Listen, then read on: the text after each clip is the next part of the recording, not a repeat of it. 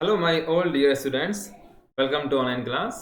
This is your English class, and today in this class we shall discuss the third part of chapter 11.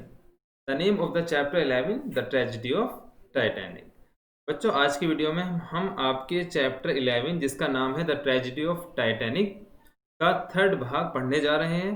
इससे पहली video में हमने इसके दो part पढ़ चुके हैं, जिसमें हमने द टाइटैनिक नामक पानी के जहाज के बारे में पढ़ा था कि वो विश्व का दुनिया का सबसे बड़ा पानी का जहाज था, जिसके बारे में एक बात कही गई थी कि ये जहाज कभी नहीं टूटेगा मतलब। लेकिन ऐसा नहीं होता, किस्मत को कुछ और ही मंजूर था, उसके साथ एक दुर्घटना हो जाती है। वो दुर्घटना कैसी होती है अब हम आज की वीडियो में उसके बारे में पढ़ेंगे। तो now let's start the chapter.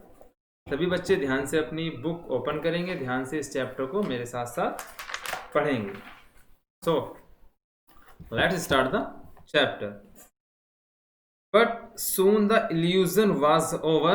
Captain Smith, the captain of the ship, announced that Titanic is in trouble. It hit an iceberg and the ship is sinking. Means but soon माने जल्दी ही, illusion का मतलब होता है भ्रम। भ्रम का मतलब जो उन्हें कंफ्यूजन थी, उलझन थे, उनका जो उलझन थी वो दूर हो गई। कैप्टन स्मिथ, जो कैप्टन स्मिथ थे, the captain of the ship, जो पानी के जहाज का कप्तान था, जो जहाज को चला रहा था, जिसका नाम था स्मिथ, अनाउंस्ड माने उसने घोषणा की, दैट माने कि टाइटैनिक इज इन ट्रबल, कि टाइटैनिक क्या है, परेशानी में है, कष्ट में है, यानी जो टाइटैनिक है वो इस समय संकट में है। It hit an iceberg and the ship is sinking, यानी जो पानी का जहाज है टाइटैनिक, वो टकरा गया है एक आइसबर्ग से, एक बर्फ के विशाल पर्वत से, एक चट्टान से वो टकरा गया है। And the ship is sinking, sinking का मतलब होता है डूबना, और ये पानी का जहाज अब डूब रहा है। इसके बारे में कहा गया था कि कभी नहीं डूबेगा, अब वही जहाज जो है टूटकर डूबने वाला है। Now let's see the next paragraph. The radio crew began to send frantic SOS for help. There was another ship about 20 miles away from the Titanic. It was the California. Its lights could be seen at a distance. Captain Jones was sure that the California would come for their help and the passengers would be saved. But unfortunately, the California radio operator had gone to sleep. He didn't get the Titanic signals for help. Many other ships also heard the signals and some of them replied as well. But the nearest of them, Carpathia, was about 4 hours away from the sinking ship. Means the radio crew began to send, यानी radio से signal भेजे गए, radio पे दूसरे जहाज़ों को signal भेजे गए, sent frantic SOS source for help, यानी सहायता के लिए दूसरे जो पानी के जहाज़ थे उन्हें सूचना भेजी गई, रेडियो के माध्यम से उन्हें जो है सूचना भेजी गई। देयर वाज अनदर शिप, वहाँ पर एक दूसरा पानी का जहाज़ था, अबाउट 20 मील्स, जो 20 मील की दूरी पर था, फ्रॉम द टाइटैनिक, टाइटैनिक से 20 मील की दूरी पर था। इट वाज द कैलिफोर्निया, वो कैलिफोर्निया था। It's lights could be seen, उसकी लाइटें देखी जा सकती थी, एट ए डिस्टेंस माने दूर से। कैप्टन जोन्स वाज श्योर, जो कैप्टन जोन्स थे उन्हें विश्वास था, दैट माने कि the California would come for their help, जो कैलिफोर्निया नामक जहाज है वो उनकी सहायता के लिए आएगा। And the passenger would be saved, और जो यात्री हैं वो सब बच जाएंगे, ऐसी उम्मीद थी कैप्टन जोन्स को।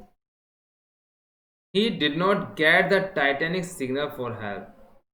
He did not get, but unfortunately, लेकिन दुर्भाग्य से, unfortunately का मतलब दुर्भाग्य से, द कैलिफोर्निया रेडियो ऑपरेटर, जो कैलिफोर्निया का रेडियो ऑपरेटर था, जो रेडियो संचालक था, हैड गॉन टू स्लीप, वो सो चुका था, उसे आवाज़ नहीं आई। He did not get the Titanic signal for help, यानी उसे टाइटैनिक नाम के जहाज का कोई इशारा नहीं मिला ताकि वो उसे हेल्प कर सके, उन्हें कोई टाइटैनिक की तरफ से कोई सहायता का इशारा नहीं मिला। मैनी अदर शिप्स, जो दूसरे जहाज थे, आल्सो हियर्ड द सिग्नल, उन्होंने सिग्नल को सुना, and some of them replied as well, और उनमें से कुछ ने जल्दी से जवाब दिया। रिप्लाइड का मतलब जवाब देना। बट माने किंतु द नियरेस्ट ऑफ देम, लेकिन उनके पास जो सबसे पास था वो था Carpathia, was about 4 hours away from the sinking ship, जो कि उस डूबते हुए जहाज से 4 hours, तो उस डूबते हुए जहाज से 4 घंटे की दूरी पर था। 4 hours माने 4 hours 4 घंटे, यानी उसे वहां तक आने में 4 घंटे का समय लगता। By now all the passengers had assembled on the deck. By now all the passengers had assembled to the deck. Panic gripped them, but they didn't know what to do. Captain Jones was giving orders. Passengers, please fasten your life belts. Lower the lifeboats. Children and women first.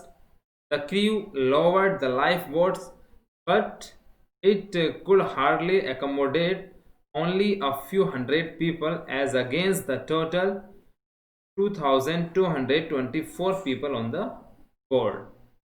Means by now अब all the passengers had assembled, जितने भी यात्री थे, all the passengers माने जो सभी यात्री थे, had assembled माने इकट्ठे हो गए on the deck. deck means पानी के जहाज की जो छत होती है उसे deck बोलते हैं। अब सभी यात्री उसकी छत पर इकट्ठे हो गए। पैनिक ग्रिप्ड दैम, यानी वो बड़े घबराए हुए थे। पैनिक ग्रिप्ड दैम यानी घबराहट ने उन्हें पकड़ रखा था।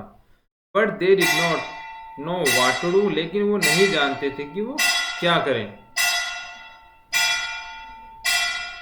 Captain Johns was giving order, captain Johns ने उन्हें ऑर्डर दिया। पैसेंजर्स माने यात्रियों, प्लीज कृपया, फास्टन जल्दी करो, your life belts, please your life belts, यानी अपना जीवन बचाओ, अपने जीवन के लिए तुम्हें जो है अपनी जो बेल्ट्स हैं, जो आपके पास सामान है वो सब सामान आप यूज करो। लोवर द लाइफ बोट्स, उन्हें जो है लाइफ बोट्स छोटी छोटी नावों में उतारा गया। चिल्ड्रंस एंड वुमेन फर्स्ट, जो चिल्ड्रन थे, एंड वुमेन माने जो नारियां थी, जो स्त्रियां थी, उन्हें पहले छोटी छोटी नाव में उतारा गया। जैसे कि आप यहाँ देख सकते हैं, ये छोटी छोटी जो नाव हैं इनमें यात्रियों को उतारना शुरू कर दिया गया। The crew lowered the life boats, but it could hardly accommodate only a few hundred people as against the total 2,224 people on the board. The crew lowered, यानी जो छोटी छोटी नावें थी, लाइफ बोट्स जो जीवन को बचा रही थी, इनमें मुश्किल से, एकोमोडेट का मतलब होता है एडजस्ट करना, यानी एडजस्ट करना जितना वो आ सकते हैं, समझौता करना। Accommodates only a few hundred people, उसमें केवल कुछ जो थे थोड़े बहुत ही लोग उसके अंदर आ सके। अ फ्यू हंड्रेड यानी थोड़े बहुत का मतलब जो है 400-500 लोग के लगभग उसमें आ सके। अगेंस्ट द टोटल, जबकि जो यात्री थे वो थे 2224, यानी 2224 लोग उस जहाज पर थे। उनमें से केवल कुछ हंड्रेड्स, कुछ ही लोग उन नाव में आ सके, क्योंकि वो नावें बहुत छोटी थी।